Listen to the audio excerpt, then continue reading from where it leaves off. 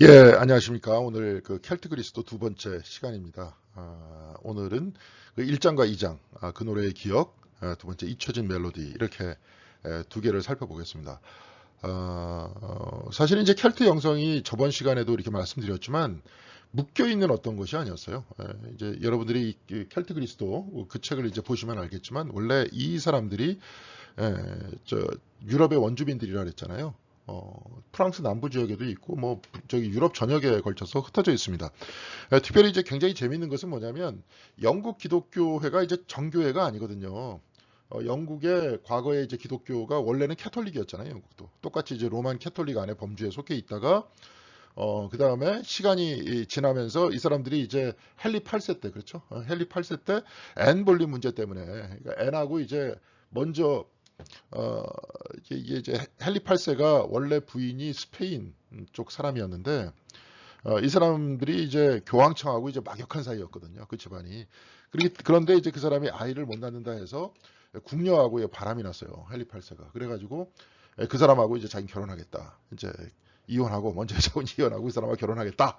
딱 이러니까 교황청에서 허락을 안 해주죠. 그래서 이제 거기서 갈라져 나온 게 성공이에요. 그러니까 성공에는 캐톨릭하고 이제 거의 같습니다. 같아요. 근데 뭐 모든 시스템이 같은데 교황만 거부하는 거예요. 그래서 영국 국교회가 그때 만들어지고 똑같은 신앙 고백이 거의 똑같은 형태의 신앙 고백이 있죠. 그러니까 그 대신 이제 거기 캐톨릭 신부들은 결혼을 안 하지만 거기는 이제 성공회는 결혼합니다. 그리고 뭐 시스템도 수도원 다 있고 수도사 있고 수녀 있고 그래요. 그래갖고 수도사나 수녀들은 또 이제 결혼을 안 하고 뭐 그런 시스템들로 이렇게 쭉 내려왔던 거예요. 그런데 그렇다고 해서 캐톨릭이 뭐 그쪽에 없었냐? 없어지지는 않았어요. 캐톨릭은 캐톨릭대로 있고 성공회는 성공회, 국교회대로 있었는데 헨리 8세 이후에 양쪽에 갈등이 심해지죠. 막 서로 막 박해하고 죽이고 막 이러면서 그러면서 종교 전쟁이 일어납니다. 주의하셔야 됩니다. 제가 이제 한국인으로서 자부심을 갖게 되는 게 우리나라에서는 종교라는 이름으로 전쟁을 한 적은 없어요. 근데 여기는 똑같이 예수 그리스도 신앙 고백을 하면서도 하잖아요. 근데 우리나라에 요즘에 가끔 기독교 안에서 뭐 이단이야 뭐 할 수 없는 내용이겠지만 교회 안에서 뭐 교파별로 이제 슬슬슬 뭐 그런 이야기가 나오고 신학별로 뭐 슬슬슬 그런 얘기가 나오고 막 자꾸 그런 이제 습성들이 나오는데 뭐 거기에 관계돼서는 이제 길게 언제 한번 구체적인 세미나라든지 어떤 신학 강의를 통해 갖고 한번 얘기해 볼 수 있도록 그렇게 하겠습니다. 하여튼 뭐 그래요. 근데 이제 이런 지역이었는데 여기도 그러니까 결국은 캐톨릭과 성공회 지역 나중에 이제 성공회에서 감리교가 나온 거 아닙니까? 웨슬리는 성공회 신부였어요. 죽을 때까지도 제가 계속 말씀드리지만 계속 신부였습니다. 그러다가 이제 제가 요즘에 강조하듯이 속회가 커지게 되면서 속회 때문에 감리교회가 따로 생겨나게 된 겁니다. 그러니까 어디 뭐 감리교회도 뭐 요즘에 감독이다 뭐다 이 감독이라는 그 원래 그 뭡니까? 저 영어 이름 감독이 원래 그 비숍이에요, 비숍. 주교예요, 주교. 그러니까 성공의 시스템 그대로 이제 거의 가지고 온 경우가 많아요, 감리교는. 근데 뭐 누가 또 자꾸 얘기하더라고요. 뭐 한국 감리교회가 이렇게 문제가 있는 거는 뭐 영국 감리교회가 들어온 게 아니라 미국 감리교회가 들어왔다. 뭐 이렇게 쭉 열심히 말씀하시는 분이 계신데 뭐 제가 이름 딱 대면 다 아시겠지만 안 밝히겠습니다. 그런데 무슨 영국 감리교회가 뭐 그렇다고 해서 뭐 영국 사회를 주도하는 것도 아니고 뭐 그런데 이렇게 말씀하시더라고요. 하여튼 뭐 그건 뭐 말씀하시는 건 자유니까 뭐 그렇게 얘기하겠습니다. 근데 여하튼 그렇습니다. 그런데도 불구하고 재미있는 게 영국 감리교회 안에 영국 감리교회가 아니라 영국 기독교 안에 어떤 동방교회의 그 어떤 뭐라 그럴까요? 신학들이 굉장히 많아요. 웨슬리 신학도 딱 보면 우리가 성화라고 알려져 있는 이 이야기가 대단히 동방신학적입니다. 수행적 신학이에요. 동방 수도원적 신학의 중심이에요. 그리고 또 특별히 실질적으로 동방 신학자 중에서 뭐 마카리우스 같은 사람의 글을 많이 읽기도 했고 웨슬리가 그런 경향이 있기 때문에 그래요. 근데 웨슬리만 그러느냐? 그렇지 않아요. 스코테스 에리우게나라는 사람 이제 조금 있다가 소개를 할 건데 그분이 최초로 동방의 기독교인 중에서 이제 위 디오니시우스라는 분이 계세요. 디오니시우스인데 그게 디오니시우스가 진짜 디오니시우스가 아니라 가짜 디오니시우스다. 그래서 위 디오니시우스입니다. 근데 이제 왜 그 얘기가 나오냐면 바울이 이제 사도행전 그 16장인가요? 거기서 이제 저기 아레오바고에서 아테네의 아레오바고에서 철학자들하고 같이 논쟁을 하죠. 그러면서 거기서 하나님에 관해서 선포를 합니다. 그러니까 하나님께서 온 민족을 다 만드셨다. 근데 거기서 최초로 이제 하나님께서 우리를 왜 창조하셨는지에 대해서 말하죠, 바울이. 하나님께서 우리를 창조하신 이유는 혹 우리를 더듬어 찾아서, 그러니까 하나님을 더듬어 찾아가지고 자기 스스로 발견되기 원합니다. 그러니까 우리 모두는 하나님을 찾아야 하는 운명이 있는 거예요. 그게 이제 우리의 어떤 삶의 목적입니다. 최초로 성경책 안에서는 최초가 아니라 거의 유일하게 하나님께서 왜 우리를 창조하셨다는 것에 대해서 거기서 기록하고 있어요. 근데 거기서 이제 쭉 그런 논쟁들을 하다가 그 끝부분에 아레파고의 관리인 댄이라는 사람이 거기서 회개를 했다. 그런 얘기가 나와요. 댄이. 그 사람이 이제 디오니시우스입니다. 히라보로. 그런데 그 디오니시우스라는 사람이 썼었던 글이라고 여겨지는 그런 책이 있어요. 근데 그런 책이 그 동방신학에 있어서 굉장히 중요한 얘기입니다. 특별히 이제 웨슬리의 어떤 그 뭐라 그럴까요? 성화의 어떤 그 과정도 역시 거기에 굉장히 영향을 받은 거예요, 사실은. 음으로 양으로. 근데 그 책이 어떤 수도원과 하나님을 향해서 수행하는 어떤 수도적 신앙을 가지고 있는 사람들한테는 굉장히 중요한 책이었어요. 신비가들한테도 굉장히 중요한 문서였고. 근데 그 책을 최초로 그 히라보에서 라틴어로 번역한 사람이 누구냐? 여기 아일랜드 사람이에요. 스코트스 에리우게나라는 사람이에요. 우리가 저번에 이제 창조 영성 공부할 때 가끔 제가 언급했었던 마이스터 에카르트 같은 사람. 그 사람의 스승이라고 얘기해요. 특별히 우리가 이 책을 켈트 기독교를 썼었던 필립 뉴엘 목사는 사실은 마이스터 에카르트의 모든 얘기가 스코트스 에리우게나의 이야기와 거의 닮아 있다. 그 스코트스 에리우게나에 있어서의 어떤 켈트 전통은 나중에 마이스터 에카르트를 통해서 연결돼 있다. 이제 이렇게 이야기를 하고 싶어요. 왜냐하면 마이스터 에카르트가 파리 대학에서 교수로 재직하기 전에 거기서 교수 생활을 하신 분이 에리우게나였거든요. 굉장히 큰 사상가입니다. 에리우게나가. 그래서 이제 위 디오니시우스 그 책을 번역을 했고 그러면서 펠라기우스가 아니라 플로티누스라는 사람, 신플라톤주의자 플로티누스라는 사람의 신학을 다시 한번 재구성하면서 그것을 철학을 신학화했었던 굉장히 커다란 신학자였어요. 에리우게나라는 사람이 이제 그런 분이었는데 그래요. 그러니까 에리우게나와 같은 그런 사람도 나타나고 뭐 서방에서 막 수도원 전통들이 그렇게 커지기 전에 영국 안에서는 곳곳에 수도원들이 굉장히 많습니다. 동방교회 수도원과 같은 그런 전통들이 굉장히 많아요. 그래서 지금 가만히 보면 이 켈트 영성이라는 것도 가만히 보면 동방교회의 신학하고 굉장히 많이 닮아 있고요. 그리고 계속 얘기하지만 창조 영성의 한 흐름이고 그러면서 이제 그렇게 이야기를 하고 있습니다. 자, 오늘 그 내용을 볼 텐데요. 이제 그 노래의 기억과 그 잊혀진 멜로디라는 그런 내용은 그렇습니다. 그 노래라는 것은 하나님께서 본래 우리를 만들었던 그 에덴에 대한 기억이라는 거예요. 거기서 노래라는 것은 리듬이잖아요. 그 리듬에 대한 기억인데 그것을 기억하게 하시는 분이 누구냐? 그리스도시다. 그 기억의 길로 우리를 안내해 주신다 하는 얘기예요. 예수께서 그렇게 말씀하셨잖아요. 내가 곧 길이요 진리요 생명이니 나로 말미암지 않고는 아버지께로 올 자가 없느니라. 이것이 뭐 예수 그리스도만 믿고 내가 교회 나가고 그래야지 하나님께 구원을 받는다. 그게 아니라 잘 문맥을 보세요. 내가 곧 길과 진리와 생명이라 그랬잖아요. 예수께서 걸어가신 그 길이 진리와 생명의 길이라는 거예요. 그 길로 따라가라. 그것이 곧 아버지랑 연결되는 길이다. 그 길을 가르쳐 주신 거 아닙니까? 그렇잖아요. 말씀으로 가르쳐 주셨죠. 삶으로 가르쳐 주셨죠. 그러면서 자기 십자가를 지고 나를 따르라 그랬잖아요. 그러면서 세상을 이기면서 살아가라. 그런 말씀을 하시잖아요. 그러면서 어디로 가요? 아버지께로 가는 길을 가르쳐 주잖아요. 그것이 곧 기억이에요. 그리고 우리가 근본적으로 하나님의 형상으로 만들어졌다. 근원적인 사람이 있다. 그 길로 가기 위한 길을 제시해 주신 분이 누구냐? 예수시다 하는 것이 우리가 예수 그리스도를 이해하는 근본적인 전통이다. 이 얘기고요. 두 번째는 잊혀진 멜로디도 역시 마찬가지입니다. 그 리듬을 찾아야 된다. 그 리듬으로 향해서 나아가야 된다. 그런 이야기를 오늘 할 수 있도록 그렇게 하겠습니다. 되도록이면 짧게 좀 할 수 있도록 노력하겠고요. 오늘 여기 그 그림을 쭉 보면 이것도 제가 찍은 겁니다. 요 뒤에 있는 요 섬이 아이오나 섬이에요. 저번 주에 우리가 봤었던 그 아이오나 수도원이 있었던 여기 쭉 보면요. 여기에 아이오나 수도원이 있습니다. 저희가 아이오나 수도원이 저번 주에 이제 우리가 봤었던 건데 이거 지금 여기 쭉 보니까 여러분들 파도가 높죠. 제가 첫날 여기 가가지고 건너가지 못했어요. 저 배를 타야 되는데 요 배를 타야 됩니다. 요 배를 타야 되는데 요 배도 막 이렇게 빙글빙글 막 가서 오더라고요. 파도가 심해서. 그래갖고 이 배에서 여기 딱 내려가지고 제가 탈라 그러니까 들어가는 거는 당신 자유지만 나오지는 못할 거다. 아마 오늘은 비도 막 오고 그랬어요. 이때 해가 막 비치고 그런데 영국은 뭐 하루에 하루에 사계절이 다 있다 그럴 정도로 막 비가 내렸다가 갑자기 저렇게 맑아졌다가 또 비가 내리고 그래요. 근데 계속 비 오고 그럴 텐데 이 안에 그럼 모텔이 있느냐 이렇게 제가 물어보니까 있는데 거기 손님이 다 찼을 수도 있다. 만약에 찼으면은 바깥에서 제가 지내야 되잖아요, 하루를. 그래서 못 들어갔습니다, 이날은. 그래서 들어가서 요 동네 요 섬이 이제 멀섬이라 그랬잖아요. 멀섬에서 하루 자고 그 다음 날 배 타고 제가 들어갔습니다. 들어가서 이제 이따가 이제 저녁 때쯤 다시 나왔는데 요게 그 섬이에요. 그러니까 여기도 멀섬이에요. 영국이라는 나라의 섬에서 멀섬이라는 섬으로 또 들어갔다가 그 섬에서 1시간 정도 자동차를 타고 가면 여기 이런 선착장이 나오는데 이 선착장에서 다시 배 타고 여기는 이게 먼 거리가 아니죠. 그래서 조기로 들어갔다. 그리고 저번 주에도 말씀드렸지만 바로 여기가 사실은 요 수도원 바로 옆쪽에 요 조그맣게 점처럼 보이는 게 있어요. 여기가 지금 다음 주에는 그 오리지널 수도원의 모습을 보여줄게요. 이거는 이제 만든 지가 1900년대 초반에 만든 건데 저게 그 옛날에 스코틀랜드 선교했을 때 지어졌었던 그 건물도 이제 그 건물은 아니죠. 그렇게 재현해 가지고 만들었던 작은 건물이 있어요.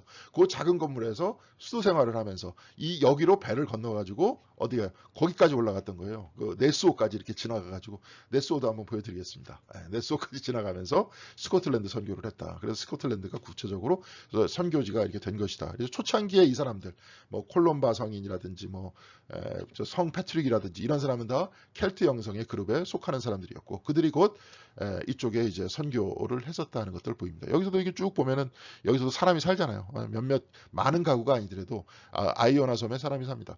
섬이 크기가 한 이 정도예요, 진짜. 이 정도 크지 않기 때문에 걸어서 뭐 한 1시간 반, 2시간 정도면 섬 전체를 한번 돌아볼 수 있는 그게 크지 않은 섬입니다. 저 섬에서 수도하고 기도하면서 바로 스코틀랜드에 복음 운동이 시작됐다. 초창기에 그런 것들을 기억해 주시면 좋겠습니다. 예. 자, 오늘 그 노래의 기억 아까도 말씀드렸죠. 우리의 어떤 근원적 선함에 대해서 이야기를 하는 건데 근원적 선함이라는 것은 뭐예요? 우리가 여기서도 이제 잠깐 이제 소개를 하고 제가 저번 시간에도 잠깐 소개를 했었지만 켈트 영성 이야기라는 책, 이 책보다도 이분이 이제 사실 데뷔한 책이에요. 제일 먼저 기록한 그 책인데 그 책이 이제 그 책도 우리 켈트 그리스도만큼 굉장히 얇습니다. 그 얇은 그 책인데 거기서 이제 뭐 아주 구체적으로 얘기를 해요. 켈트 기독교의 전통은 어디에 기대고 있느냐? 창세기 1장 27절에 기대고 있다. 창세기 1장 27절 창세기입니다. 창세기 1장 27절에 기대고 있는데 거기서 하나님의 형상이 나와요. 인간이 그러니까 우리의 형상대로 사람을 만들자 해갖고 그 우리의라고 얘기했던 그 이유는 뭐 하나님이 여러 명이라는 뜻이 아니라 거기서 저기 번역을 엘로힘이라고 해서 그래요. 엘로힘이라는 형태의 어떤 번역은 복수 명사이기 때문에 그냥 이렇게 썼어요. 그때 당시에 하나님을 엘로힘이라고 그랬었던 지역에서 엘로힘이라는 이름으로 하나님을 기록했기 때문에 대명사도 그 복수로 받은 것뿐이에요. 그러니까 별 볼 일 없는 거고 여하간에 우리의 형상대로 사람을 만들자. 사람이 곧 하나님이 자기의 영상대로 사람을 만들었다. 남자와 여자를 만들었다. 그 부분이 나와요. 그래서 창세기 제3장에는 인간의 어떤 죄악에 대한 이야기가 나오지만 창세기 1장 27절에는 인간의 선함에 대한 이야기, 하나님의 형상에 대한 이야기가 먼저 나온다. 그래서 인간의 악함보다 더 근원적인 그 바닥에 하나님의 선함이 모든 인간들한테 다 있다. 이것이 켈트 기독교의 영성이다. 근데 켈트 기독교의 영성이 아니라 우리가 저번 시간에도 배웠었던 창조 영성. 창조 영성도 역시 이렇게 돼 있죠. 창조 영성. 창조 영성. 자, 만약에 인간이 근원적인 선함이 있다 이렇게 이야기를 한다면 여러분은 어떻게 되겠습니까? 인간이 근원적으로 선하다 이렇게 얘기하면 인간이 악하다. 그럼 악한 것은 뭐예요? 근원에서 벗어난 거죠. 그러면 선함으로 갈 수 있는 능력이 있습니까? 인간한테는 물론 이제 굉장히 선함으로 갈 수 있는 그 힘이라는 게 부족하지만 그 길을 누가 제시해 줬어요? 예수께서 제시해 주셨죠. 그래서 우리가 성령 하나님의 힘입어 그 길로 예수께서 걸어가신 그 길을 통해서 어디로 가는 겁니까? 선하신 하나님께로 가는 거죠. 우리 근원은 착하다. 인간의 근원은. 왜냐? 하나님의 형상이다. 이 이야기입니다. 자, 그래서 여기서는 이제 에덴 동산에 대해서 구체적으로 얘기를 하는데 여기서는 이제 어떻게 얘기를 하냐면 켈트 전통에서 에덴 동산은 우리와 시공으로 떨어진 어떤 장소가 아니다. 여러분 이렇게 좀 보면 뭐 우리가 이제 뭐 유브라데스 강에 뭐 기혼강 뭐 이런 모든 강의 근원이 이제 저 에덴 동산이 있다 해가지고 저쪽 어디입니까? 저기 저 레바논 그쪽에 가면은 에덴 동산이 있어요. 에덴 동산이. 그 강의 근원지를 쫓아가면 거기가 에덴 동산이라며요. 그럼 이게 에덴 동산이라고 설정을 해놨고 편말을 지금 갖다 놨다니까요. 그렇게 갖다 놨습니다. 뭐 그것은 이제 또 이슬람 전통 그쪽 이제 그 이슬람 전통 안에서는 또 이제 코란이라는 게 성경책을 거의 차용하면서 거의 뭐 70% 이상 성경에서 베꼈던 그 내용이기 때문에 거기서 그런 내용이 나오는데 하여튼 그들이 이제 그렇게 해갖고 거기다 에덴 동산이라고 설정해 놓고 그 옆에다 또 가인의 무덤 있죠. 가인의 무덤도 그대로 있다는 거예요. 네. 하여튼 뭐 그렇습니다. 자, 그런데 켈트 전통에서는 에덴 동산은 우리와 시공으로 떨어진 어떤 장소가 아니다. 그곳은 우리 존재의 가장 깊숙한 차원. 그 하나님의 형상이 있는 곳이에요. 거기가 에덴 동산이라는 거예요. 여러분들 각자 에덴 동산이 있는 거예요. 근원으로 들어가면. 심리학적으로 얘기하다 보면 뭡니까? 우리 모두에게 개인적인 의식이라는, 여러분 다 의식이 있으니까 제 이야기도 듣고 저도 이렇게 여러분들한테 말씀드리는 거 아닙니까? 근데 이 의식 밑바닥에 우리가 모르는 무의식이 있어요. 의식이 없다 그러니까 무의식이죠, 사실은. 근데 의식하지 못하는 그 기본적인 본질이 있다는 거예요. 그것이 개인적인 무의식도 있고 집단 무의식이 있다. 이게 이제 칼 융의 얘기 아닙니까? 여러분들도 어느 순간순간인가 내가 겁을 먹을 때라든지 어떤 위급한 상황이 닥쳤을 때 내가 전혀 모르는 나의 의식들이 막 나오잖아요. 어떨 때 폭력적인 의식이 나오기도 하고 어쩔 때 굉장히 겁나는 의식이 나오고 여러분 한번 경험했을 겁니다. 내면에 누가 또 산다 막 이러잖아요. 그러니까 그런 의식이 나오는 거예요. 그렇듯이 가장 밑바닥에 우리 모두에게는 뭐가 있느냐? 에덴이 있다는 거예요. 뭐 심리학자들은 이제 우리가 어디에서 잘못되고 어디에서 잘못되고 우리가 다 캐고 들어가가지고 따지면서 결국은 어디로 안내하는 거예요. 어렸을 때 이전에 근원으로 안내하려고 그러잖아요. 자꾸. 그러면서 근원의 착함, 선함으로 자꾸 안내하려고 그러잖아요. 그래서 문제를 거기서 다 해결하려고 그러잖아요. 왜냐? 우리 자신에 있었던 심리 기저에 있는 모든 질병의 근원이 다 어린 시절에 있다. 특별히 프로이드 같은 사람은. 그렇게 따지는 거 아닙니까? 예. 근데 프로이드보다 더 깊이 들어갔던 융이라는 사람은 그 무의식까지도 들어가죠. 예. 그러면서 거기서 바로 그곳에서 신성과 만나는 바로 그 영역이 바로 그 영역이다. 그래서 그 영역과 들어가는 통로가 비슷합니다. 그 통로가 제대로 마련되어 있지 않은 사람.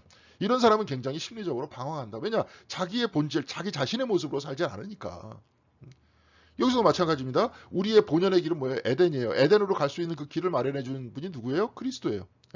그래서 그리스도를 만나서 우리 본연의 삶으로 살아내지 못하면 우리가 굉장히 영적으로 방황하게 된다. 이렇게 얘기할 수 있는 거죠. 켈트 형성에서는. 그렇잖아요. 기독교인이라면 어떤 면에 있어서 바로 그 길을 찾으신 분입니다. 그래서 우리는 거기로부터 벗어나 일종의 타향살이를 하고 있다는 거예요. 겉의 의식의 표면적인 타향살이를 하고 있다는 거죠.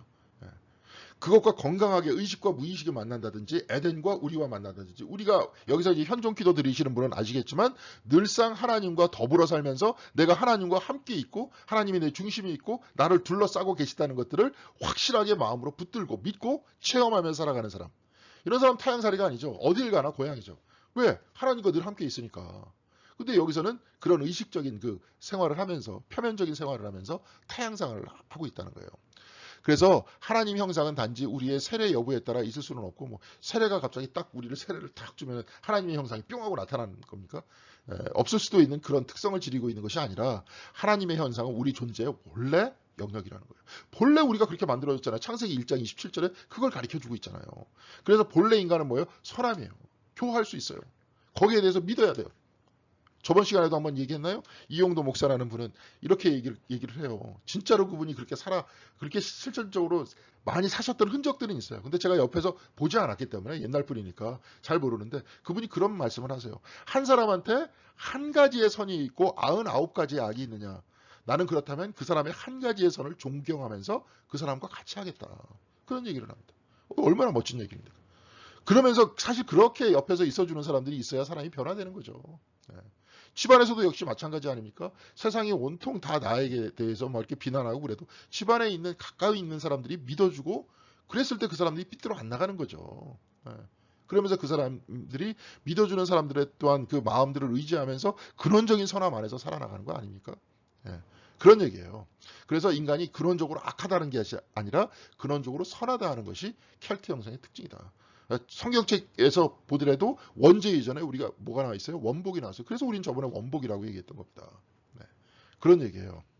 그래서 이제 이거는 제가 이제 나중에 혹시 오프라인에서 우리들이 이제 만날 시간이 있으면 한번 같이 나눌 책이 있어요. 여기서 아담, 이브, 뱀이라고 이제 그 원죄에 대해서 제일 먼저 얘기했었던 어거스틴이 어떻게 원죄를 이해하고 있는지 아주 적나라하게 나오고 있습니다.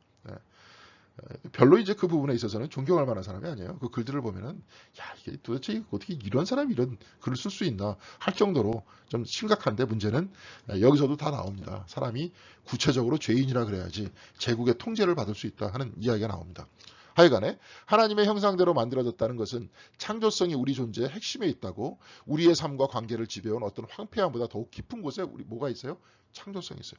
우리가 저번에 이제 저 원복을 같이 읽을 때 우리가 거기서 그 얘기가 나왔죠. 비아 크리에이티바라고 이야기하면서 창조성의 길, 창조의 길이라고 이야기했어요. 여러분 모두 다 창의력이 있어요.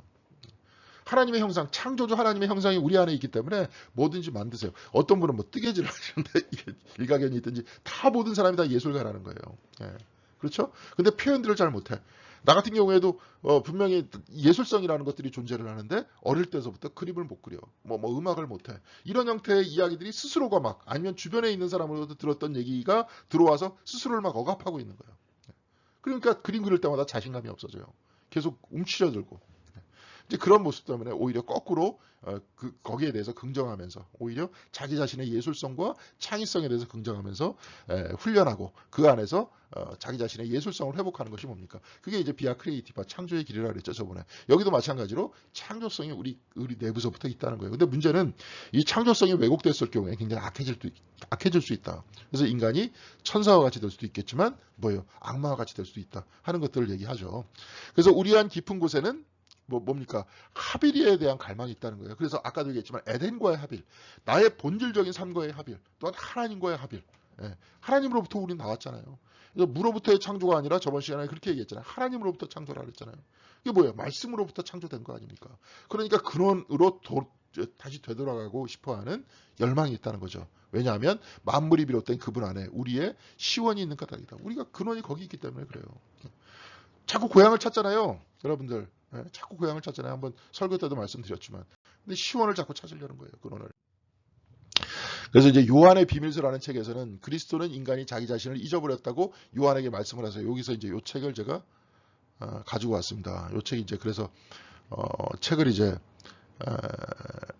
이것도 샀는데 이제 아마존 킨들이라고 전자책이 있어요. 이제 바로 이제 읽을 수 있게 주문하면은 바로 이게 한 16불이 돼가지고 바로 주문을 했습니다. 그래가지고 여기서 이제 요한의 비밀서, The Secret Book of John인데 이 밑에 뭐라고 써 있냐면 Gnostic Gospel이에요. 그러니까 사실 영지주의 문서입니다. 근데 사실 이제 기독교가 영지주의를 극복을 하려고 노력을 했었지만 음으로 양으로 영향을 사실 많이 받았죠. 그런 부분이 있는데 이걸 이제 꼭 영지주의라고 이야기하는 것보다도 이때 당시에 나타났던 철학적인 특징들이 있어요. 지금 제가 이걸 보여줬습니다. 이게 뭐냐면 플로티누스라는 사람의 철학입니다. 신플라톤주의자인데 이게 뭐냐면 영어로 장판 썼어요. 이게 제가 보니까 한글로 번역된 게 없어서 그냥 인터넷에서 가지고 왔는데 더 원은 뭐냐면 일자예요. 일자라는 거예요. 일자. 하나님. 그러니까 기독교 전통 안에서 플로티누스의 철학을 받아들이면서 특별히 어거스틴이라는 사람, 어거스틴도 역시 플로티누스의 철학을 받아들이면서 궁극적으로 선과 악이 두 가지로 분리되어 있지 않다. 악이라는 건 뭐냐? 여기 하나님이 일자잖아요. 여기서부터 점점 떨어지는 거예요. 떨어지는 거. 떨어져서 멀리 있는 게 악이라는 거예요. 그러니까 악이라는 건 존재하지 않고 선이 결핍되어 있는 것이다. 이렇게 이야기를 했고요. 창조주 하나님으로부터 이렇게 나온다. 유출되어서 나온다. 어디가 나오느냐? 인텔렉츄얼 프린시플. 가장 근원적인 게 뭐냐면 지성이 나온다는 게 지성. 예? 지성적 원리들이 나온다는 거예요. 이게 철학적으로. 그래서 철학만 그런 게 아니라 신학도 이 중세 때 가면 가장 높이 상위 단계는 뭐냐? 지성이에요. 그래서 이제 제가 깨달음이라고 이렇게 얘기도 하기도 했었잖아요. 근데 이제 우리가 왜 지금 현재의 기독교는 지성을 그렇게 무시하느냐? 이유가 있습니다. 낭만주의 철학의 영향이에요. 합리주의가 딱 오면서 과학주의가 딱 이게 올라오게 되면서 기독교에서 이야기하는 옛날에는 막 그랬거든요. 토마스 아퀴나스 시절만 하더라도 막 인간이 언제 창조가 됐느냐, 몇 월 며칠에 창조됐느냐, 막 그래갖고 성경책을 통해갖고 분석하면서 그 날짜까지도 다 계산을 했었어요. 그래서 천지가 창조된 날이 언제냐, 다 계산해 보니까 6,000년 전이다. 이렇게 막 얘기가 나왔었는데 현대 과학에서 딱 나오다 보니까 막 화석들도 나오기 시작하잖아요. 그렇죠? 지층들이 막 구성이 되잖아요. 그거 다 탄소로 뭐 연대 측정을 해보니까 지구의 나이만 해도 40억이 넘는 거예요. 40억 년이 넘는 거예요. 태양계만 해더라도 뭡니까? 그보다 더 훨씬 더 오래된 거예요. 그렇게 이야기를 하게 되니까 기독교가 여태까지 성경책을 중심으로 세계를 다 구성했던 구성이 다 무너지잖아요. 그렇게 하다 보니까 기독교라는 신앙이 어디로 가느냐? 낭만주의로 가요. 예. 사람이라는 존재가 항상 합리적인 이성 중심으로 움직이지 않는다. 어떤 감성이라든지 느낌이라든지 그렇죠? 예. 그런 것들 중심으로 움직인다. 그러니까 기독교가 싹 다 그쪽으로 가버린 겁니다. 예. 그렇게 하다 보니까 그 다음부터 뭘 강조하게 돼요? 예. 어떤 감성적인 거, 어떤 열광적인 거 이런 걸 강조하게 된 거죠. 사실 사람 마음 안에도 다 열광적인 능력들이 존재하잖아요. 뭐 우리 기독교인들만 있습니까? 옛날에 2002년도에 여러분 저 월드컵 경기할 때 사람들 모인 거 보세요. 네? 광화문에서 응원하겠다고 새벽 4시서부터 나갔잖아요. 지금 도저히 이해가 안 되는데 그런 상황이 벌어졌잖아요. 거기서. 그래서 새벽 4시서부터 거기 앉아 있어요. 축구 경기는 6시서부터 하는데 12시간 동안 거기서 박수 치면서 막 대한민국 그러고 있었어요. 이런 열광주의적인 그 영역들이 존재를 하는 거예요, 사람들한테. 물론 이것만 종교성이다 이렇게 생각하면 거기에 굉장히 큰 오해가 있습니다. 여기서 지성이 있잖아요. 더 원에서 제일 먼저 나오는 게 뭐예요? 지성이에요. 깨달음이에요, 사실은. 여기서 얘기하려고 했던 거는 어떤 분석적인 지식이 아니라 깨달음의 지식이에요. 그 다음에 뭐예요? 소울이 있어요, 소울. 소울이 뭐냐면 영혼의 영역이 있는 거예요. 영혼의 영역 가장 윗부분에 지성의 영역이 있다는 거죠. 그 밑에 네이처가 있어요. 육체가 있어요, 육체. 자연이에요, 자연. 소울이 있고 그 위에 지성이 있고 그러니까 더 원에서부터 나오는 거예요. 유출돼서 계속 나온다는 거예요. 그러면서 이것이 창조돼서 나온다는 거예요. 근데 네이처라고 이야기할지라도 자연이라고 얘기할지라도 악한 것이 아니라 뭐가 있는 거예요. 하나님부터 좀 멀리 떨어져 있을 뿐이지 가장 가까운 것은 지성이고 영혼일 뿐이지 저 멀리는 뭐가 있습니까? 저 자연이라는 것도 있다. 지금 이거 Secret Book of John이라는 거는 결국은 이런 형태의 원리들을 다 설명하고 있어요. 영지주의 그 어떤 그 복음서라고 얘기하고 있지만 플로티누스의 철학을 거의 이런 식으로 이야기를 하고 있다 하는 것들만 여러분들이 기억해 두면 됩니다. 전문적인 영역 같은 경우에는 이 책을 이제 나중에 더 분석해 보면 여기도 나름대로 이제 여기에 뭐 어떤 철학적인 얘기, 신학적인 얘기도 숨어 들어가 있는 거죠. 자, 그래서 여기서는 뭐냐면 이 책 안에서는 요한의 비밀서에서 우리는 거짓자 혹은 그리스도가 말씀하시는 위조 영혼의 지배 아래 더욱 깊이 들어간다는 거예요. 점점 더 멀리 떨어지는 영역. 멀리 떨어지는 영역 안에서 이것이 진짜라고 여긴다는 거예요. 이것은 일부고 이게 나중에 이제 중세 철학 안에서는 죄송합니다. 계속 철학 얘기해서 좀 어려운 얘기인데 분유한다 그래요. 애들 어렸을 때 먹었던 그 분유가 아니라 하나님의 어떤 있음이라는 것들이 하나의 일부다 해가지고 그렇잖아요. 완전히 그 하나님의 있음의 전체가 아니라 하나님으로부터 좀 떨어져 있었지만 이 모든 것들은 다 어디서부터 나오는 거예요? 더 원, 하나님으로부터 나오는 거잖아요. 그래서 좀 멀리 떨어져 있다 그래도 하나님의 일부의 속성들은 우리가 가지고 있다는 거예요. 이게 분유예요. 근데 이것이 전체로 이야기하고 있는 것이 뭐냐? 위조 영혼이다. 이것이 나의 전부라고 생각하는 거예요. 그래서 그럼 어떻게 해야 되느냐? 다시 근원으로 되돌아가야 된다 하는 얘기입니다. 더 원으로 되돌아가야 된다. 아까도 얘기했죠? 근원과 일자로 되돌아가려고 우리는 하고 싶어 한다. 고향으로 되돌아가고 싶어 한다. 그 내용이죠. 네. 그래서 거짓자 혹은 위조 영혼의 지배 아래에 있다가 더 원, 하나님 일자 안으로 들어가고 싶어 한다. 그런 내용입니다. 그래서 나는 좋은 소식을 의미하는 복음서가 우리는 실패했다고 혹은 잘못되었다고 말하기 위해 쓰여졌다고 믿지 않는다는 거예요. 복음서라는 건 뭐냐? 기쁜 소식이라는 건 뭐냐? 우리는 하나님으로부터 왔다. 에? 여기서는 이제 영지주의적으로 약간 좀 삐딱선을 타가지고 이렇게 같이 나왔지만 이 사람은 이 책을 읽으면서 지금 이렇게 읽고 있는 거예요. 과거에 플로티누스의 철학을 다시 읽고 있는 겁니다. 사실 어거스틴도 이렇게 읽고 있었고요. 그러면서 여기서 중세 철학과 신학에 지대한 영향을 미치고 있었는데 이것을 다시 영성적으로 끌어오는 거예요. 그래서 복음서라고 나와 있는 모든 책들은 뭐냐? 근원으로 가는 길들을 가르쳐 주었고 예수께서 그 길을 걸으셨다. 그래서 나를 따르라 그러시잖아요. 그렇다면 그것은 새 소식도 좋은 소식도 아니다. 그 길이 아니라 여기서 이 사람이 자꾸 얘기하려는 건 뭐냐면 인간은 근원적으로 악하다. 그래서 하나님께로 갈 수 없다. 인간 안에는 선함이라는 것들이 존재하지 않는다. 이제 그런 부분에 대해서 이야기를 하고 문제 제기를 하고 있는 겁니다. 자, 그래서 스코트스 에리 우게 나입니다. 네, 나가 빠졌네요. 아까 제가 잠깐 설명했죠. 저기 아일랜드 사람이 있었는데 그 사람이 이제 디오니시우스의 철학을 번역을 했다. 히라보에서 라틴어로 번역했다. 이제 그 사람이라 그랬죠. 파리 대학 교수였고 그리스도는 우리의 기억이라고 가르쳤다는 거예요. 그는 영혼의 망각증 때문에 우리가 고통을 받는다. 우리가 근원에서부터 하나님으로부터 왔다는 그 생각들이 망각하고 있고 지금 여기서 살고 있는 것이 전부라고 생각하고 있기 때문에 고통을 받고 있다는 거예요. 여러분 그렇지 않습니까? 우리가 영원히 여기서 살 수 있습니까? 저는 벌써 저 같은 경우에도 벌써 절반 이상 살았잖아요. 그러면 여기서 이제 금방 떠나야 되는데 떠나니까 떠나기 싫으니까 쉽게 얘기해서 재산이 많은 사람들 같은 경우 떠나기 싫으니까 더욱더 움켜쥐려고 그러죠. 이게 이제 노역이라 그러잖아요. 네? 그리고 예, 뭐예요. 그러니까 자기 자신의 어떤 죽음을 인정을 안 하려고 그러고 계속. 근데 그게 그렇게 해도 소용이 없잖아요. 어차피 시간이 지나면 끝나는데. 그럼 우리가 어디서부터 왔는지도 또 모르잖아요. 현대인 한번 생각해 보세요. 과학적으로 그냥 엄마 뱃속에서 나왔어 이렇게 얘기하죠. 예? 그 이전에는 잘 몰라 그건 뭐 따지기 싫어. 난 잘 모르니까. 그런데 우리 뭡니까? 하나님으로부터 왔다. 그래서 그것을 기억시켜 주시는 분이 그리스도다. 그래서 영혼의 망각증 때문에 우리는 고통을 받고 있다. 그렇죠? 거기서부터 그냥 단절되고 잘 몰라 나는 어디서부터 왔는지. 지금 어디서 있는지. 아니 뭐 그냥 열심히 잘 먹고 잘 살면 되겠지 뭐. 그냥 편하게 고생 안 하고 남들한테 굽신거리지 않고. 그럼 나중에는 나중에는 몰라. 왜 죽음에 대해서 자꾸 얘기를 해. 뭐 이렇게 있다 사는 거예요. 이게 이제 영혼의 망각증인 거예요. 그러면서 죽음이라든지 죽음의 기운들이 나한테 찾아올 때 두려워서 어쩔 줄 모르고 도저히 해결할 수 있는 방식이 없고 이런 얘기입니다. 그러니까 예수께서는 우리는 하나님으로부터 왔다. 그리고 내가 하나님께로 가는 법을 가르쳐 주겠다. 에덴으로 돌아가는 법을 가르쳐 주겠다. 길과 진리와 생명이시잖아요. 그리고 십자가를 지고 나를 따르라. 그리고 너희들은 죽지 않는다. 부활하셨잖아요. 나를 믿어라. 나를 믿는 자는 죽어도 다시 살겠고 살아서 믿는 자는 죽지 않는다. 너희들은 죽지 않는다. 믿으세요? 그 길을 예수님께서 보여주셨고 사셨어요. 그게 부활을 통해서 우리들한테 가르쳐 주셨어요. 자, 그렇게 얘기한 거죠. 그러니까 이 삶이 전부는 아니다라는 거예요. 그렇죠? 그럼 그런 거 아니에요. 그래서 이 삶을 어떻게 살아야 되느냐? 베풀면서 나누면서 살자. 복음서에서 가르쳐주고 있잖아요. 어떻게 살아야 된다 하는 것들을. 그래서 에리우게나는 한편으로 자연이라는 선물이 존재의 선물이며 자연. 그렇죠. 우리가 존재하는데 자연이라는 거. 뭐 태양도 그렇고 뭐 물도 그렇고. 다른 한면으로 은총이라는 선물은 잘 존재하기라 했어요.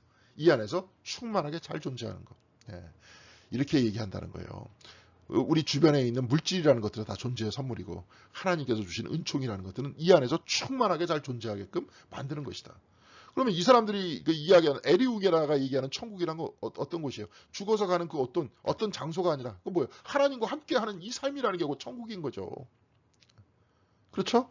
하나님과 함께하는 이 삶이 천국인 거예요. 즉 은총이라는 것, 자연이라는 선물은 우리의 존재의 선물이라 했으니까 어떤 겁니까? 예, 존재의 선물이라 했으니까 자연을 해치면 안 되는 거잖아요. 그렇죠? 자연은 하나님께서 주신 선물이고 은총은 잘 존재하기 위한 선물이고 이 자연 안에서 충만하게 존재하는 거 아닙니까? 때아르디 샤르댕 요 분입니다. 요 신부님이세요. 근데 여기 뭘 들고 서 있죠? 예, 신부님인데 여기에 뭘 들고 서 있습니다. 여기에 뭘 들고 서 있습니까? 돌을 들고 서 있어요. 이분이 지질학자예요. 지질학도 땅도 물질도 다 어디서부터 온 거예요? 하나님으로부터 왔잖아요. 지질 그 돌을 딱 만지면서 뭐를 느끼는 거예요? 하나님의 신성을 느끼는 거예요. 지금 뭐예요? 에리우게나하고도 비슷한 거예요. 자연이라는 건 뭐예요? 존재의 선물이에요. 하나님께서 주신 거예요. 하나님께서 피조물로 창조하신 건 인간만이 아니라 모든 피조물 다 창조하신 거예요. 지질학자니까 특별히 땅을 만지면서 돌을 만지면서 그렇게 느끼는 거예요. 그냥 생물체에만 느끼는 게 아니라. 그렇죠? 자, 그래서 은총이란 우리의 본성에 심겨진 부활의 씨앗이래요. 하나님의 은총이. 그것은 우리가 아닌 다른 무엇으로 만들어주기 위한 것이 아니라 우리가 철저하게 우리가 되도록 주어졌다는 거예요. 우리가 본래 우리의 모습으로 되돌아가기 위한 것이 바로 부활이라는 거예요. 그렇죠. 우리의 본래 우리의 모습이라는 게 뭐예요? 하나님의 아들, 딸. 주기도문 보세요. 하늘에 계신 우리 아버지잖아요. 우리가 하나님으로부터 나왔잖아요. 그러니까 우리 아버지죠. 그게 우리의 본질이에요. 여러분들과 저의 진짜의 모습이에요. 그게 우리의 모습이라는 거예요. 그러니까 모든 인간들은 존중받아야 되는 거예요. 자, 그래서 요 분입니다. 프랑스의 아주 세계적인 지질학자이고 세계적인 신학자였어요. 그래서 에리우게나와 다른 켈트 스승들은 종종 사탄을 빛의 천사라고 언급해요. 성경책에서 나오잖아요. 예, 뭐 루시퍼다 그런 구체적인 얘기는 이제 그 뭐예요? 신라권이라는 책에서 나온 거고 어떤 그 이사야서에서도 어떤 빛의 천사라는 그런 표현들을 쓰잖아요. 근데 그 천사가 타락하니까 어떻게 돼요? 악마가 되는 거 아닙니까? 곧 우리 자신도 역시 마찬가지래요. 우리가 얼마나 우리 아닌 모습으로 사느냐에 비례해 우리의 에너지는 물론 다른 피조물의 에너지도 얼마든지 악하고 파괴적으로 변모될 수 있다는 거예요. 하나님의 근본적인 형상을 지닌 모든 사람들이에요. 여러분들도 그렇고. 그런데 원자폭탄을 만들 수 있어요. 히틀러같이 될 수도 있어요. 그렇죠? 이게 뭐예요? 우리 아닌 모습으로 살아서 그런다는 거예요. 하나님의 아들로서 사는 게 아니라 우리 아닌 모습. 아까도 얘기했지만 그 근원에서 멀리 떨어진 모습. 이게 진짜인 줄 알고 이대로만 살려고 하는 모습. 우리가 이 땅에 딱 들어와가지고 뭐 사람들 앞에서 칭찬받고 뭐 해가지고 막 잘 먹고 잘 살고 막 이런 입장. 이게 전부라고 생각하는. 그러기 위해서는 그 어떤 위치를 차지하기 위해서 물질을 차지하기 위해서 최선을 다하는. 그렇게 하다 보면 사람이 약해지는 거죠. 무조건 자기가 이겨야 되니까. 나중에 그러다 보니까 뭐 어떻게 돼요? 막 살인도 불사하겠죠. 정치 권력을 가지고 있는 사람은 전쟁도 불사하겠죠. 지금도 일어나고 있지만. 그래서 그렇게 얼마든지 악하고 파괴적으로 바뀔 수 있대요. 만약에 우리가 근원적인 하나님의 선함 안에 산다면, 근원 안에 산다면, 우리 모두가 하나님 안에서 하나됨으로써 산다면, 하나됨이라는 건 뭐예요? 같이 평화롭게 사는 거잖아요. 그런 것의 회복이라는 겁니다. 그래서 그렇게 살아야 된다는 것들을 얘기하고 있고요. 두 번째, 잊혀진 멜로디예요. 이제 잊혀진 멜로디라는 것은 이 멜로디라는 것도 역시 마찬가지로 우리의 근원적 선함에 대해서 이야기를 하고 있습니다. 여기서 이제 가끔 제가 얘기하는 이제 팔라기우스 얘기를 잠깐 소개하고 있는데요. 웨일즈라고 여러분 아시죠? 영국이 쭉 있으면 이제 영국 그 우리나라로 치면은 전라남북도 지역, 그쪽 우리나라 지도하고 좀 비슷하게 생겼잖아요, 영국이. 전라남북도 지역에 위치한 그쪽 서쪽에 위치한 그쪽이 이제 웨일즈라는 그런 지역인데 거기에 펠라기우스라는 사람이 있어요. 이제 펠라기우스라는 사람이 어거스틴에 의해서 이단으로 정죄된 사람이거든요. 그 사람이 만약 교회가 인간의 본성을 죄인으로 규정한다면 그것은 온전함을 향해 나아가는 우리 여정에 해를 끼칠 수 있다는 것이 그의 관심사였다는 거예요. 그러니까 온전함으로 하나님 어떤 우리의 근원으로 되돌아가서 하나님 안에서 살려고 하는 우리의 모든 삶을 못하게 하는 거다. 인간의 본성이 그런 본성으로 들어갈 수 없게 만들었다. 인간은 애초에 그렇게 안 돼요. 그렇게 못 살아. 그럼 그렇게 사는 건 뭐예요? 우리 기독교의 어떤 전통 안에서는 그렇게 얘기하잖아요. 예수 그리스도의 은혜로 말미암아서 그렇게 된다. 그럼 은혜로 말미암아서 그렇게 되는 건 뭐냐? 그래서 저번 시간에도 한번 얘기했지만 태어난 아기는 하나님의 형상을 지니고 있다고 펠라기우스는 딱 얘기를 했는데 그 자체가 이단이다. 그럼 그 아기는 그럼 어떻게 하나님의 형상을 되찾을 수 있느냐? 되찾을 수 있다는 그런 건 없어요. 예수 그리스도의 은혜로만 구원받는 거지. 근데 그렇게 할 수 있는 방식이 뭐냐? 성례전을 받아야 된다. 성례전을 받아야 된다. 근원적인 선함이 애한테는 존재하지 않는다. 그런 얘기예요. 그러니까 교회 입장에서 볼 때는 교회의 파워가 그만큼 세지는 거죠. 어거스틴의 입장을 받아들이면. 자, 그래서 원죄라는 교리는 제국의 건설자들이 이용하기 좋은 진리였다는 거예요. 인간이 스스로가 자기 스스로를 비하시키니까. 복종하게끔 만드니까요. 즉 자신이 하나님의 형상대로 지음받았으며 따라서 오래된 지혜와 형언할 수 없는 존엄성을 가진 존재라고 믿는 사람들은 결코 권력과 외적 권위에 의해 쉽사리 위협받지 않는다는 거예요. 쉽게 거기에 굴복하지 않는다는 거예요. 황제가 내가 뭐 막 명령을 하고 교황이 명령해도 당신만 하나님의 형상이냐 나도 하나님의 형상이다 얘기할 수 있잖아요. 그렇게 그런 마음을 가질 수 있잖아요. 바로 그 측면들이 굉장히 중요한 측면들이에요. 그러니까 원죄라는 교리가 있어야 누를 수 있다는 거죠. 이게 실질적으로 그 원죄라는 교리를 창시했었던 어거스틴 같은 경우에 누굽니까? 콘스탄틴 황제가 그때 원죄라는 형태의 그 교리를 구체적으로 받아들이면서 교회가 형성될 때쯤 그때쯤 하고 거의 시기가 일치됩니다. 여기서 지금 펠라기우스의 글들은 거의 발견이 되지 않습니다. 왜냐하면 이단이라 그러면서 다 불태워버렸거든요. 근데 이제 또 Letters of Pelagius 해가지고 이 책이 있습니다. 제가 이제 책이 있는데 어디 있어요? 여기 있네요. 여기 있습니다. 요 책이에요. 요 책 이제 찍어가지고 여기다 지금 올린 건데, 요렇게 이제 얇아요. 요 책 이렇게 얇습니다. 요 정도밖에 지금 남아있지 않은 거예요. 다 이제 이단이라 그래갖고 불살려졌는데, 요게 이제 특별히 이 사람의 이단성이 강하다라고 얘기했던 게 펠라기우스의 편지 8번에 이제 Letters of 데미트리우스라는 여성한테 편지를 보냈었던 그 내용이에요. 근데 거기서 굉장히 중요한 얘기가 나옵니다. 이게 이 책에 있는 내용들을 이제 번역한 건데요. 이교도들이 선을 선택하는 것을 볼 때 하나님께서는 인종과 종교에 상관없이 자유의지를 주셨다는 것을 우리는 알 수 있대요. 그러니까 모든 사람들 하나님의 창조 피조물이라는 거죠. 이게 이제 이 사람 우리가 저번에 창조 영성 원복 얘기했듯이 이게 이 사람의 기본적인 생각입니다. 사실 그것이 우리 모두가 이야기하는 맞잖아요. 성경 안에도 태초에 하나님이 천지를 창조하신 거 아닙니까? 뭐 우리만 창조했어요? 기독교인만 창조했습니까? 다 창조했잖아요. 그런데 이들이 선을 선택하더라 보니까 기독교인들만 선을 선택하는 것이 아니라 이교도들 다 선을 선택하더라. 그러니까 우리 모든 인간들한테 하나님께서 뭘 주셨다는 거예요? 자유의지를 주셨대요. 나중에 웨슬리는 이걸 뭐라고 얘기하는 겁니까? 자유의지, 선을 선택하는 힘. 이걸 양심이라 그러죠. 이거를 은총이라 그러는데 무슨 은총이냐면 선의 은총이라 그래요. 선의 은총. 이게 양심이죠. 우리 식으로 얘기하면 모든 사람한테 양심이 있잖아요. 그렇죠? 네. 그래갖고 양심에 어긋나면 괴로워하잖아요. 자, 그래서 기독교인으로서 우리의 우위는 여기 어드밴티지라는 그런 이야기를 했는데 예수의 가르침에 따라 우리는 선을 더욱더 풍부히 알 수 있다. 예수님의 가르침으로.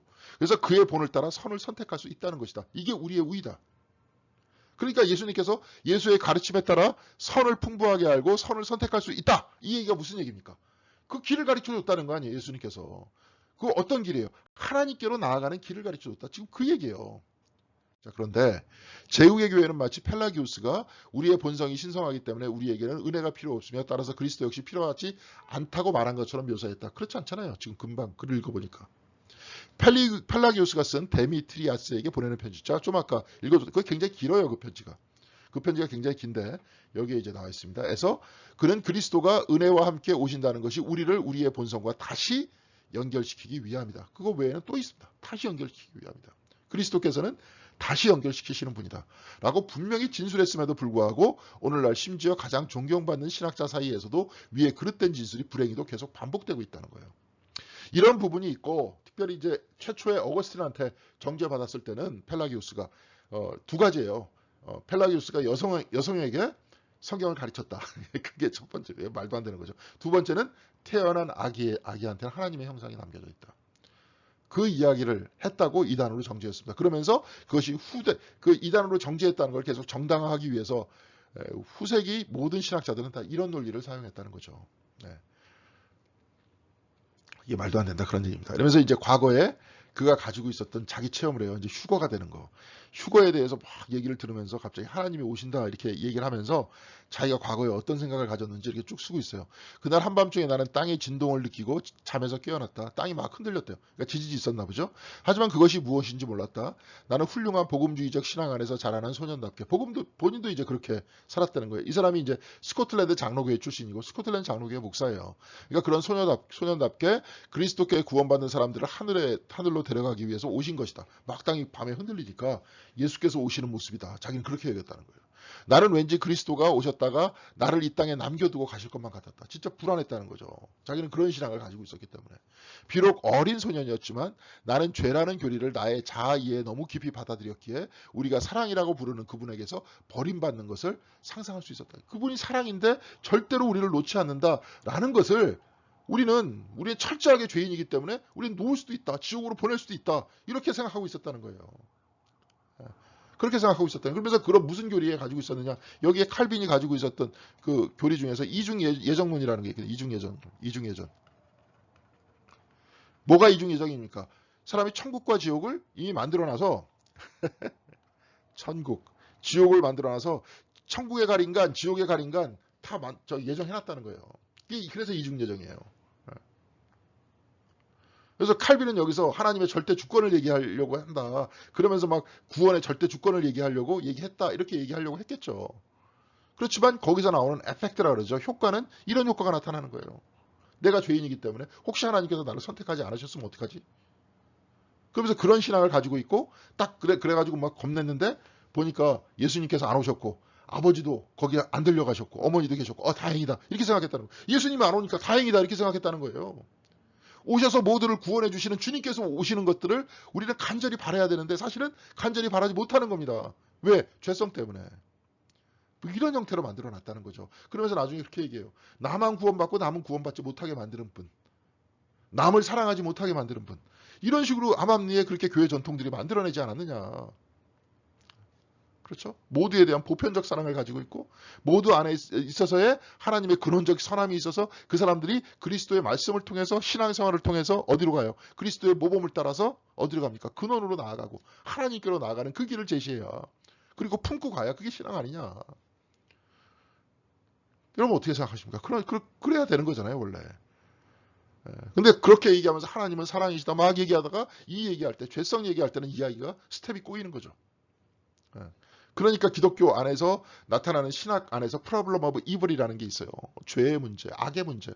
이게 굉장히 조직신학적으로 굉장히 큰 문제입니다. 이런 식으로 구성이 되는 거예요. 근데 이제 여기서 이사야서 49장 15절에 나는 너를 잊지 않겠다.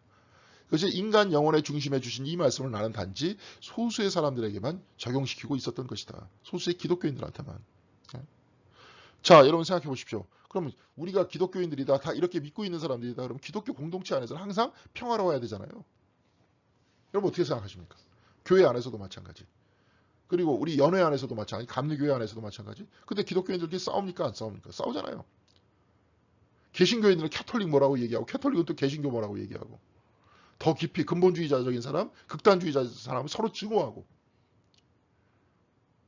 그렇죠. 그럼 도대체 누가 구원받는 겁니까? 여기서 그런 논리로 얘기하면 내가 선하다는 사람, 적어도 나는 구원받겠지? 아니면은 필립 뉴엘이 어렸을 때 이렇게 생각했듯이 혹시라도 나를 구원하지 않으시면 어떨까? 혹시라도 나를 지옥으로 보내시면 어떨까? 그런데 나는 너를 잊지 않겠다. 이것이 인간 영혼의 중심에 주신 말씀이라는 겁니다. 하나님께서는 한 명도 놓지 않고 다 붙들고 계신다. 창조 전체도 붙들고 계신다. 이게 곧 신앙이라는 거죠. 그러면서 성 패트릭과 이야기와 바울 모세 이야기 요소만 썼는데 여러분들이 이제 이걸 미리 읽으셨던 분들이 있을 거고 들으셨던 분은 이제 뭐 이제 미리 읽지 않으신 분들은 다시 읽으면 되는데 여기서는 이제 성 패트릭의 이야기만 그 소개하고 있어요. 하나님께서 하나님과 막 딜을 하잖아요. 우리 모든 민족이 쉽게 얘기해서 여기서 아일랜드 최초로 선교한 사람인데 아일랜드 사람 전체가 구원받기 전에는 나는 나 혼자만 천국에 가지 않겠다. 그렇게 3번 동안 딜한다 그러잖아요. 하나님과. 네. 그렇죠? 그렇게 얘기하잖아요. 바울도 마찬가지로 그런 얘기했죠. 우리 민족이 다 들어가기 전에는. 그렇죠? 그렇죠. 내가 생명책에서 내 이름이 빠질지라도 나는 모든 민족들이, 우리 모든 민족이 다 구원받기를 원할 것이다. 모세도 똑같이 얘기를 해요. 바로 이런 것이 근본적인 사랑이다. 그렇죠? 누구만 구원받고 누구만 하고 너는 저주를 받고 나만 구원받는다. 이런 멘탈이 아니라 기본적으로 성패트릭과 바울과 모세는 같은 생각을 가지고 있었다. 모두가 같이 모든 인간의 중심에 주신 하나님의 말씀을 믿고 의지하면서 그래야 전도도 되는 거 아닙니까? 그래야 메시지도 연결이 되는 거잖아요. 그런데 그 부분에 있어서 이상하게 꼬인 이유는 뭐냐? 원죄성 때문이었고 인간이 근원적으로 악하다는 그런 생각 때문에 그렇다. 이 얘기입니다. 나는 내 부모가 나를 버리지 않을 것임을 알았어야 됐다. 예를 들어서 부모님에 대한 신뢰가 그랬다는 거예요. 그들이 아들을 돌보기 위해서라면 심지어 하늘에서 회합이 열려도 그것을 정중히 거절할 것임을 알아야 됐다는 거예요. 절대로 아들을 버리지 않는다. 부모님들 그렇지 않습니까? 부모님보다 더 크신 하나님께서는 역시 그렇지 않겠어요? 거기에 대한 믿음을 가지고 가는 게 우리의 신앙생활 아닙니까? 이런 부분 아까도 얘기했지만 이런 복음주의 뭐 저 얘기하는 건 이제 특별히 장로교회 쪽에서 강합니다. 특히 장로교회 캘빈이라는 그 인간이 자꾸 그런 선택설 같은 거 얘기를 하고 말이지 이중 예정론 같은 거 얘기를 하고 그 이중 예정론 얘기를 못 하니까 요즘에는 이제 칼빈을 또 변호하기 시작하더라고요. 칼빈 쪽 신학자들이 사실 칼빈의 의도는 그게 아니었다 이러면서 왜냐 이중 예정이 하도 황당하니까. 그러면 감리교로 오든지 감리교는 아까도 얘기했지만 선행은총 얘기하잖아요. 근본적인 선행 얘기하고 나중에 성화 얘기하면서 성화의 길이라는 게 뭐예요? 그리스도께서 걸어가신 그 길을 따라서 아버지 하나님께로 가는 길 아닙니까? 그러니까 닮아 있는 거예요. 같이 영국 사람이니까. 그렇죠? 그런 얘기입니다. 서구 그리스도교의 구원관에 있어 지배적인 위치를 점하고 있는 모델은 우리가 하나님의 자녀가 아니라 태생적으로나 근본적으로나 하나님의 양자, 양녀라고 말하는 것과 마찬가지. 그러니까 성경책에도 그렇게 번역되어 있다는 거예요. 양자, 양녀로. 그러면서 이제 갈라디아서 4장 5절을 한번 이렇게 살펴봐요. 이 사람이 율법 아래에 있는 자들을 속량하시고 우리들을 아들의 명분, 나중에 양자의 영을 개혁 성경에는 그렇게 얘기 나와 있는데 개혁 개정에는 아들의 명분을 얻게 하려 하심이라 이렇게 나와 있거든요. 아들의 명분을 얻게 하려 하심이라. 근데 이제 아들의 명분, 양자라는 것들이 뭐냐면 아포란바노라는 거야. 아포란바노. 요게 히라보입니다. 받다 혹은 당연한 권리로 요구하다라는 거예요. 양자가 아니라 받다라는 것이고 당연한 권리로 요구. 그러니까 번역을 어떻게 하냐면 양자의 영이라는 것이 아니라 당연한 권리가 된다 이렇게 얘기를 해야 되는 거예요. 하나님의 아들로서. 그래서 우리가 아빠, 아버지라고 얘기한다는 거예요. 왜? 예수가 그렇게 했으니까. 예수께서 그렇게 하셨으니까. 우리들도 당연한 권리로 요구된다. 이렇게 번역했었어야 돼요. 그런데 그렇게 번역을 안 했죠. 왜? 이런 개신교적 신학 때문에 양자라고 바꿔서 얘기했던 겁니다. 그래서 하나님과 계속 분리되어 있다라고 얘기해야 됐던 거예요. 그런 의미에서 뜻은 아들이지 자녀로 입양되다가 아니라는 거예요. 여러분들과 저는 주님께서도 아까도 얘기했잖아요. 주기도문에도 하늘에 계신 우리의 양아버지시여 이렇게 기도합니까? 하늘에 계신 우리 아버지라 그러잖아요. 사실은 그렇게 얘기하니까 불경하다 그래갖고 그냥 유대인들이 십자가에 못 박은 거 아닙니까? 그렇게 했다고. 예? 예수님은 항상 아바 아버지시여 그렇게 말씀하시잖아요. 아빠였잖아요. 예수님이 하나님은. 그래서 너희들한테도 아빠라는 거 아닙니까? 바울은 우리가 진정한 상속자라고 말하지 않고 미상속자로 살고 있다라고 얘기한다는 그걸 모른다는 거예요. 우리가. 너희들의 근원을 알라는 거예요. 너희 근원은 누구냐? 하나님께서 너희 근원이시다. 너는 하나님으로부터 나왔다. 그렇죠? 우리는 뭐야? 우리의 참 모습은 참 존재는 뭐야? 아까도 얘기했잖아요. 에덴이다. 그래서 우리는 성숙에 이르도록 자라나야 된다. 자라나야 되는 게 어떻게 돼요? 아버지께로 가야 된다. 우리 근원으로 가야 된다는 거예요. 근원 안에서 우리가 탄생했잖아요. 하나님의 피조물이잖아요. 우리가. 그렇죠. 네, 그런 얘기입니다. 바울은 아테네에서 그리스도 죄송합니다. 왜 그리스도가 나왔는지 모르겠어요. 그리스 철학자들과 논쟁하면서 우리가 하나님의 자녀, 소생을 아는 것이라고 말한다. 이게 뭐냐? 저기 17장에 최초로 그 얘기가 나와요. 하나님께서 우리를 왜 창조했냐? 아까 얘기했잖아요. 그것을 더듬어 찾기 위해서, 우리의 근원을 더듬어 찾기 위해서 그런 얘기를 하는 겁니다. 바로 이것이 인간 영혼의 한가운데서 울려 퍼지고 있는 노래라는 거예요. 끊임없이 우리한테 멜로디를 전해줘요. 그렇죠? 그래서 누구한테로 가야 돼요? 아버지 하나님한테로 가야 돼요. 우리 창조의 근원으로 가야 돼요. 우리는 계속 그 울려 퍼짐의 멜로디를 듣고 있고 주님께서는 그 멜로디를 전해주고 있고 그쪽 길로 우리를 인도해 주신다는 겁니다. 예. 그래서 사도행전 17장 28절에서부터 29절까지는 이렇게 기록되어 있습니다. 우리가 그를 힘입어 살며 기동하고 존재하느니라. 너희 시인 중에 어떤 사람들이 말과 같이 우리가 그의 소생이라고 하니. 하나님의 소생이죠. 이와 같이 하나님의 소생되었은즉 하나님을 금이나 은이나 돌에다 사람의 기술과 고안으로 새긴 것들과 같이 여길 것이 아니다. 니들이 이건 만든 거다. 특별히 이제 우상숭배 얘기할 때 구약에서 맨날 너희들을 손으로 만든 존재라고 그러잖아요. 그게 아니다. 사실은 너희들을 만들었다. 하나님께서. 그렇죠? 그래서 우리들은 그의 소생이다. 하나님의 소생이라 그러잖아요. 자, 성경책에 이렇게 나와 있습니다. 너희들의 소생이다. 하나님의 피조물이다. 하나님의 형상이다. 예수께서 그 길을 가르쳐 주시고 하나님 하늘에 계신 우리 아버지다라고 얘기했다. 우리는 무지막지한 이런 성경적 근거들이 존재를 합니다. 여기서 감리교는 오히려 이쪽에 더 가깝다. 아까도 얘기했지만 이런 칼빈의 전통보다도 훨씬 이쪽 전통에 가깝다 하는 겁니다. 감리교도. 예. 그러면서 이쪽으로 어떻게 가요? 우리가 모든 기도를 하는 것은, 우리가 기도하고 우리가 하나님 앞에 무릎 꿇는 것은 바로 이 근원으로 돌아가는 것이다. 그래서 이 멜로디를 다시 기억하고 다시 하나님의 근원으로 찾고 우리의 근원을 찾고 여러분들도 서로의 근원을 찾고 이 근원 속에서 또 동시에 우리들에게 우리의 존재에 은총으로 주셨던 자연을 다시 회복하려고 노력을 하고, 그리고 우리들에게 주신 은총은 그 안에서 잘 존재하면서 충만하게 같이 사는 것, 하나님과 더불어 같이 사는 것, 그러면서 이 안에서 하나님 안에서 사는 것. 그렇죠. 여기가 충만하게 천국의 모습을 지금 여기서부터 사는 거잖아요. 죽은 다음에 저 먼 미래에 사는 것이 아니라 바로 여기서부터 사는 거 아닙니까? 그래서 우리가 저번에 에카르트 얘기를 했었을 때 그런 얘기를 했잖아요. 현존이 하나님이다. 거기서 이즈니스라 그러잖아요. 이즈가 영어로 이다잖아요. 지금 곧 우리가 존재하는 바로 이곳이 하나님께서 함께 하시는 곳이다. 그런 얘기입니다. 다 이런 같은 맥락 속에서 이야기가 될 수 있습니다. 여러분들 수고하셨고요. 다음 주에도 한 2챕터씩 하는 것도 이렇게 무리가 없을 것 같아요. 여러분들도 이게 어렵지 않기 때문에 한번 강의 들으시고 한번 쭉 읽어보면 술술 읽어내실 수 있을 것이고요. 이 안에서 계속 문제 제기를 하고 있는 게 인간이 철저하게 죄인이다라고 자꾸 얘기하다 보니까, 물론 인간이 아까도 얘기하잖아요. 빛의 천사다. 충분히 악으로 흐를 수 있다. 뒤바뀔 수도 있다. 자기 자신이 뭐예요? 근원적 선함에서부터 벗어나 있고 엉뚱하게 지금 있는 이 모습이 절대라고 생각한다면 인간이 잘못될 수 있다. 오히려 그 이야기가 훨씬 합리적이죠. 그죠? 오히려 성경은 거기에 가까운 거예요. 사실은 이제 아까도 얘기했지만 그런 원죄성이라는 것들은 이제 사실 한 사람에 의해서 이렇게 나왔던 건데, 이제 뭐 거기에 대해서 논쟁하는 것보다 우리의 근원적 선함을 끊임없이 찾아가려고 노력하는 우리의 모든 의도가 중요한 것이죠. 여러분들 수고하셨고요. 다음 시간에 뵐 수 있도록 그렇게 하겠습니다. 감사합니다.